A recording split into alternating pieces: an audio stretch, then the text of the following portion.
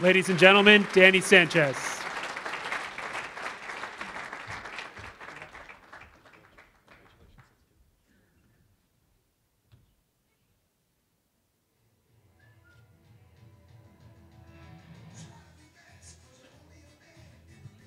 You know when you have that paper due in college and you have weeks and months to think about it and do it, and you procrastinate and you procrastinate and you think about a lot, but you never actually write anything down? Well, I wrote down my speech on the Marriott card about 2 hours ago. I want to start off by thanking the RMAC. My time at Metro State, my time in the RMAC was special. It's just it was a special time for me and my family, my friends, and we'll get to those in a second. I will not talk long, I promise. I want to congratulate the other Hall of Fame inductees. Listen to the stories; they're just awesome. The passion, it's really inspiring to hear, and I'm looking forward to hearing the rest of them tonight. I want to send a special thank you to J.B. Belzer, the women's soccer coach at Regis University, for nominating me for this. Even though we battled for 6 years in every match, and there was years where our toughest, in 2004 when we won the national championship, our toughest 4 games of the season were all 1-goal wins over JB, and so I really want to thank him. I want to talk a little bit about some of the people from Metro State. Some of you know Elaine Becks, who from day one had the hug, and then here, 2002, 16 years ago, same hug for my boys, and all she does. So thank you, Elaine.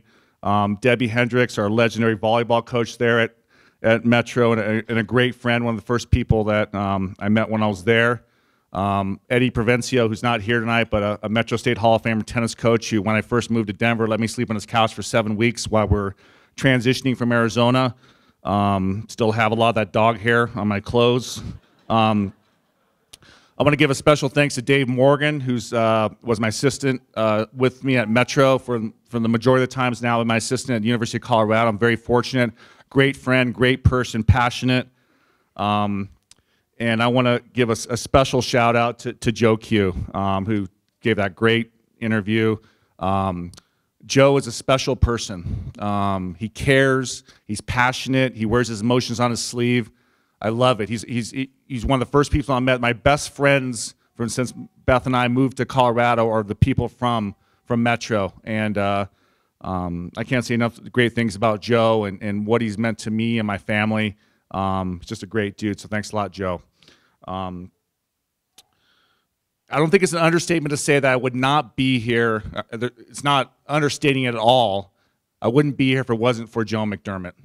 A lot of you know Joe McDermott, the former athletic director at Metro State, who took a chance on some junior college coach from Arizona who never had coached in an NCAA, had some success, had been to Colorado once in his life when he was a young kid, but didn't know anything about it, and grew up in Southern California, grew up in Arizona. And she gave me an opportunity, her and Joe Arcese at Metro, to come in. And for those of you that are coaches in here, you're only as good as the people around you. If they hire you and they stick you on an island, you have no chance. And Joan, from day one, supported me, supported the program. I was also the business manager, so the end of June was always an interesting time for us. The end of the fiscal year is we're stealing from Paul to pay Peter to make the budget balance. But it was a special time, and Joan, from day one, supported me and gave me opportunities and had my back, and she was all about winning. How do we find a way to win? How do we support our coaches? We want to support our student athletes, but how do we support our coaches? And our success and the success of Metro State during that stretch, I don't think it's understated that the majority of it is Joe McDermott. Not to mention when I was up for the position of the University of Colorado, it was one phone call from Joe McDermott to Seal Berry, who a lot of you know, the Hall of Fame basketball coach from CU, was on the search committee, and I got the job at CU. So Beth and I and our family owe a lot of our success and a lot of where we are in life because of Joe. So I really appreciate it, Joe McDermott. Little clap, that's good. Also, our coaches in here, it's all about the players. I didn't do anything. I didn't run. I didn't sweat. I didn't any of that. I made them do that. They noted some of the players on there, 14 All-Americans while we're at CU, 2 National Players of the Year. I could talk about these players all day. and how successful they've become since they moved on from Metro. So I'm not going to mention them all because they're not here, but I want to mention a couple that are here. First, Mandy Allen, our goalkeeper from our 2004 National Championship team, still holds the Division II record for shutouts in a season. Whenever I say something nice about a player, I always follow it up with this. Mandy never actually passed a fitness test in her time at Metro State. But she just finished the Boulder Ironman like 2 weeks ago, so she learned something. The other one is our captain of our 2004 National Championship team, Adrian Alvarez, now Adrian Peets, captain of that team, and then was my assistant coach when we won in 2006, and then became the coach at Metro State for 9 or 10 years, took them to the Final Four, had a great success and a great run, is now focusing on her family and is back to Bakersfield, but hopefully she'll get back into coaching. But Adrian's a special person, a special friend, a special part of our family, and a huge part of our success while at Metro. So, Adrian, thank you. You're only, once again, get back to, you're only as good as the people that are around you and the people you surround yourself with. I want to give a special thanks to Beth's parents and my father-in-law and mother-in-law, Gary and Ann Strom.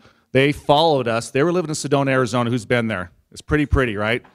So when I left Metro State to go to the University of Wyoming, they moved to Laramie to be close to us. And I apologize for anyone here that lived in Laramie, but it's not a vacation destination at times. But they moved there to support us, to be with their grandkids. And then when we came down and University of Colorado called for me to come down, I think Grandma had her bags packed before I even had a chance, was even offered the position. But they've been great support, our #1 fans, so thank you, Grandma and Grandpa.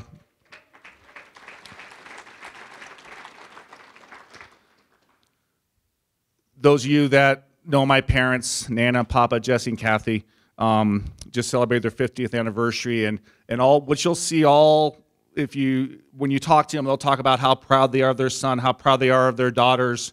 My sisters are very successful. They'll talk a lot about that, but nobody ever says how proud we are of them.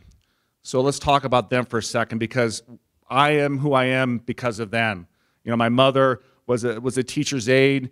As I was growing up, she went back to school, got her teaching certificate, got her degree, eventually got her master's, was a great teacher and a great support, taking my stinky socks off after soccer practice and massaging my feet and all this kind of stuff that my wife will not do for our son now. My father moved to this country. He's 24 years old with a 4th grade education, knowing one person, washing dishes, and eventually finished his high school and went to college. And I never knew a time where he didn't have 2 jobs growing up, never. But I don't ever remember missing a baseball game, ever missing a soccer game. We had great family vacations, church every Sunday morning. After he retired, he became a deacon in the Catholic Church. He actually married me and my wife. So everyone will talk about how proud we are of Danny, how proud we are of Danny.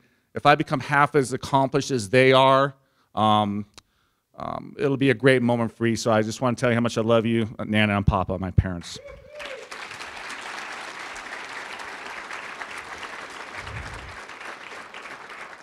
When I was at their 50th anniversary a few weeks ago, I said at the end of the day, for those of you that are parents in here, the only thing that matters is what happens to your kids. How are you raising your kids? So winning games and winning championships and winning national championships, that was great. I remember sitting our first one with Dave Morgan in 2004. We scored 38 seconds to go to beat Adelphi to win the national championship. And I'm sitting there on the bench, and everybody's crying. Our team's crying because we won. They're crying because they lost. My wife's jumping and hugging everybody. And I remember thinking, it had almost like this empty feeling in my stomach, like this should be the greatest moment of my life. But it wasn't, because I knew that on Monday I'd go back to work, and it was a great moment. I was happy for everyone, but it wasn't the greatest moment. The great moments are those other special moments for your family. And I hope that my sons, Cole and Drew over there, I hope that they can become the men that me and Beth are really pushing them to be. They're great kids. They're good people. They get it. And they have every opportunity in the world, even opportunities that me and Beth didn't have growing up. So I'm really proud of them, and I hope that someday they'll have an opportunity to acknowledge and say that they're proud of me as well. So Cole and Drew. So this is where it becomes interesting because I talk a lot in front of people and at banquets and so forth, and I always talk about my beautiful wife, and we went to high school together, and we just celebrated our 20th anniversary. It took me 10 years to propose, so we've been together for a while. Once again, for the coaches in here that know, if you do not have the support at home, you will not be successful. I'm on the road a lot. I'm cranky a lot. I don't sleep a lot. I snore a lot. I'm not the greatest person to be around a lot of the time. And from day one, Beth has been nothing but supportive. She's more passionate about the team, about the players on the teams, about the programs. We're Metro State. She's running the concession stand. She's doing the announcing at halftime. She's everything to me, and she's everything to our family. And there's no way in the world that I'd have the success if she didn't buy in from day one that, you know, we'd have these opportunities, and we're so blessed to have the opportunities and things we've been able to do. But it wouldn't have happened, and it wouldn't mean anything or mean as much if it wasn't for Beth and all of her love. So thank you, Beth.